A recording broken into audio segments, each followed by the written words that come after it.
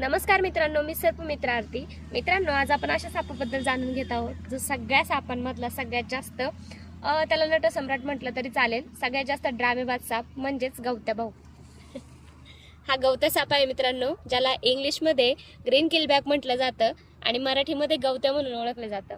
याची ओळख अगदी सोपी आहे मित्रांनो. तुम्ही पाहू शकता, हा पूर्णपणे हिरव्या रंगाचा असतो, तसेच याच्या अंगावरती काळ्या पांढऱ्या रंगामध्ये हलके हलके स्पॉट्स असतात आणि ह्याचं पोट जे आहे ते पूर्णपणे पांढरं असतं.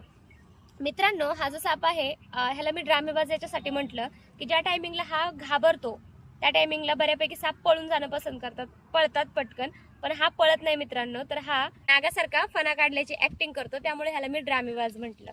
तर याचं जे मुख्य खाद्य आहे मित्रांनो, याचा सगळ्यात आवडता जो भक्ष्य आहे तो म्हणजे बेडूक. जर तुमच्या घराच्या आसपास गवत असेल आणि तिथं जर बेडूक असतील तर 100% गवत्या भाऊचं दर्शन तुम्हाला होऊ शकतं. तो तिथे त्याच्या भक्ष्याच्या शोधामध्ये येऊ शकतो. तर मित्रांनो, हा जो साप आहे ना, या सापाला बरेच लोक, जो विषारी साप आहे बांबू पिट वायपर, ज्याला हिरवी घोणस म्हटलं जातं, तो साप समजून ह्या बिचाऱ्याला मारतात. तर कृपया त्या सापाला पण कुणी त्रास देऊ नका आणि यालाही मारण्याचा प्रयत्न करू नका.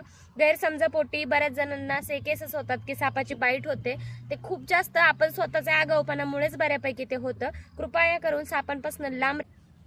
तसेच मित्रांनो, याचं जे राहणीमान असतं हा बऱ्यापैकी नदीच्या काठी, पाण्याच्या आजूबाजूला किंवा गवतामध्ये सगळ्यात जास्त प्रमाणात आढळतो आणि आपल्या महाराष्ट्रामध्ये कॉमनली सगळीकडेच हा साप आढळतो. तर चला मित्रांनो, ह्या सापाला आपण आता निसर्गाच्या आदिवासामध्ये मुक्त करूयात. तुमच्या एरियामध्ये जर असा साप तुम्हाला दिसला तर त्याला कुठल्याही प्रकारची हानी पोहोचू नका. तुमच्या जवळच्या फॉरेस्ट डिपार्टमेंटला किंवा सर्पमित्रांना कॉल करा. आणि हो, तुम्हाला म्हणजे डायरेक्टली आता माझ्या हातामध्ये साप आहे, त्यामुळे सगळे लहान लेकरं पण पाहतील आणि बघतील आणि डायरेक्टली पकडण्याचा प्रयत्न करतील. तर कृपा करून तसं काही करू नका, कारण सापांना पकडण्याची एक पद्धत असते जी तुम्हाला माहीत नसल्या कारणाने सापाला जर चुकून तुम्ही टच वगैरे केला, हात वगैरे जर लावला, तर चुकून घाबरल्या परिस्थितीमध्ये तो साप तुम्हाला चावू शकतो 100%. साप विषारी असो बिनविषारी असो, मी प्रत्येक व्हिडिओमध्ये सांगते, साप विषारी जरी असला बिनविषारी जरी असला, विषारी सापाने तर काय होतं सगळ्यालाच माहिती आहे, पण जर बिनविषारी साप चावला तर त्या जखमेमध्ये इन्फेक्शन होण्याचे चान्सेस हे 99% असतात. हॉस्पिटलला दोन्ही केसेसमध्ये जावंच लागतं.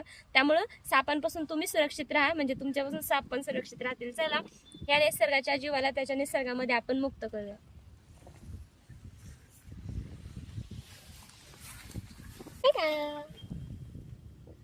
टाटा, गेला. बाय बाय गवत्या भाऊ.